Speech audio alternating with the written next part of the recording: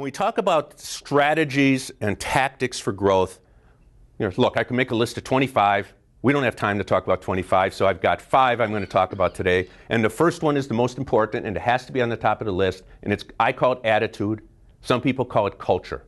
A culture of growth. If you don't have that, if you don't have your team on board, you're not going to grow. So who sets that tone? The CEO, the owner, right? You guys and gals. You set that tone. And you get people on board. And what does that involve? What could you do to get your people on board? Does it mean you diving in there? Incentive programs. Incentive programs? Communication. And sometimes it could mean stepping back and doing nothing and letting qualified people drive that growth train down the tracks. So it just depends on your situation, right? There's no right or wrong until you know exactly what's going on in a particular company and particular situation. It can also mean not playing by their rules. Creating your own playing field.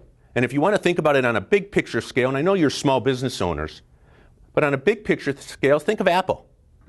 They created their own playing field. The iPod, the iPhone, the iPad.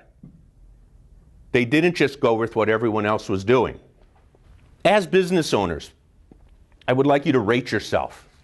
On my handout, second page, under the category growth. On a 1 to 10 scale. And then I would like if on any of these you want to share, I would appreciate it.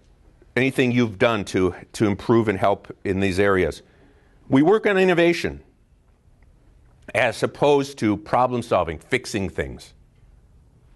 Rate yourself on a 1 to 10. You don't have to announce it. Second one, on a 1 to 10 scale. New ideas get implemented successfully and on time. Who's got good luck with that? Good success? Few of you, okay. I know exactly how to motivate and get the most out of my key people. Yeah. What do you do? Share revenues. Basically tie their compensation to the success of the firm. What do you do? Also management by appreciation. Management by appreciation. Okay. So, here's a few things when it comes to working with the employees in that situation. Don't be a controlling owner. Employees don't like being micromanaged. They want to have some freedom. You've got to let them stumble. You've got to let them fall occasionally. What you want to do is make sure that when they stumble or fall, they're falling off a chair, not the roof. And even if they're falling off the chair, you're there with the cushion to make sure it's a gentle landing.